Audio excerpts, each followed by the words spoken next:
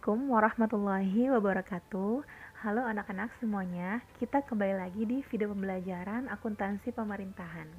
Nah, kalau video sebelumnya kita sudah membahas tentang laporan realisasi anggaran SKPD, di video kali ini kita akan membahas tentang laporan operasional SKPD.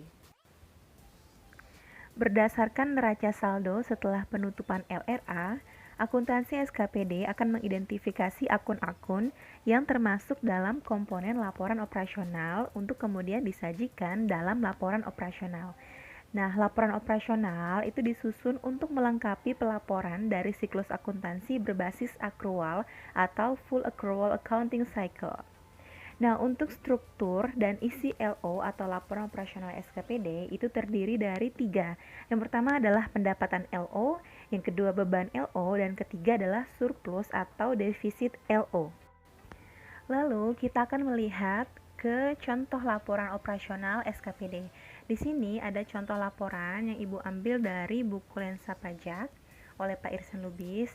Di sini yang pertama untuk membuat laporan operasional adalah kita membuat kopnya terlebih dahulu. Sama seperti LRA, hampir sama. Di sini yang pertama adalah nama pemerintah provinsi atau kabupaten atau kota, misalnya kota Jakarta Selatan, seperti itu. Terus ada SKPD, nama SKPD-nya misal Dinas Kesehatan, Dinas Pendidikan, dan sebagainya.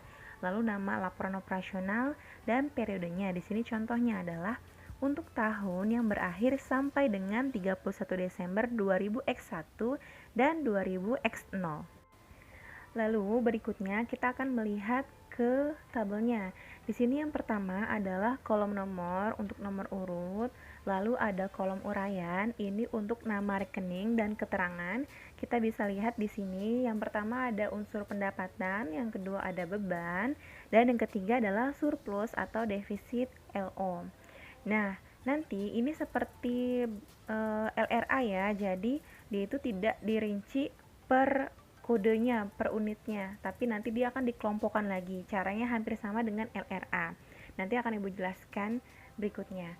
Nah, untuk selanjutnya itu ada kolom 2000X1, lalu ada kolom 2000X0, dan kenaikan penurunan, lalu presentase. Nah, untuk 2000X1 itu adalah nominal untuk tahun sekarang. Jadi tahun yang sedang kamu kerjakan. Nah, 2000X0 itu tahun sebelumnya. Nah, jadi kita mau membandingkan bagaimanakah, apakah ada kenaikan, apakah ada penurunan. Nah, di sini nanti masuknya ke kolom kenaikan atau penurunan, lalu kita lihat berapa sih presentase kenaikannya dan berapa sih presentase penurunannya. Lalu, bagaimana sih pengelompokan rekening kelompok LO ke dalam format laporan LO? Sama seperti format LRA, format LO itu tidak dirinci berdasarkan kode rekening perincian objek. Jadi, kita harus hati-hati dalam mengelompokkan pendapatan LO dan beban. Jadi, ini Ibu kasih lihat contohnya. Di sini ada contoh dari neraca saldo setelah penutupan LRA. Lalu ada potongan LO SKPDR untuk bagian bebannya.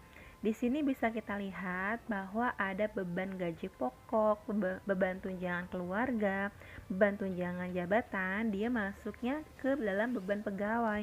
Jadi ketika kita masukkan ke LO, dia tidak dirinci misalnya ada nama beban gaji pokok, beban tunjangan keluarga, dan lain sebagainya, tapi dia masuknya ke beban pegawai. Seperti itu, ini sama ya seperti LRA. Dan seperti ini ada contoh beban ATK. Nah, dia masuknya ke beban persediaan. Lalu ada beban jasa sewa eskavator, beban makan minum rapat, dia masuknya ke beban jasa. Dan sama seperti LRA, bersamaan dengan pembuatan LO, maka akuntansi SKPD juga membuat jurnal penutup. Prinsip penutupan ini itu adalah membuat nilai akun-akun LO menjadi 0. Bagaimana cara menutupnya? Itu dengan jurnal, yaitu pendapatan LO debit, lalu kreditnya adalah surplus atau defisit LO, dan beban LO, dia ada di kredit, sisi kredit. Kemudian setelah membuat jurnal penutupan, akuntansi SKPD nanti akan menyusun neraca saldo setelah penutupan LO. Baik anak-anak, begitulah materi tentang laporan operasional SKPD. Semoga dapat dipahami dan jangan lupa terus belajar. Wassalamualaikum warahmatullahi wabarakatuh.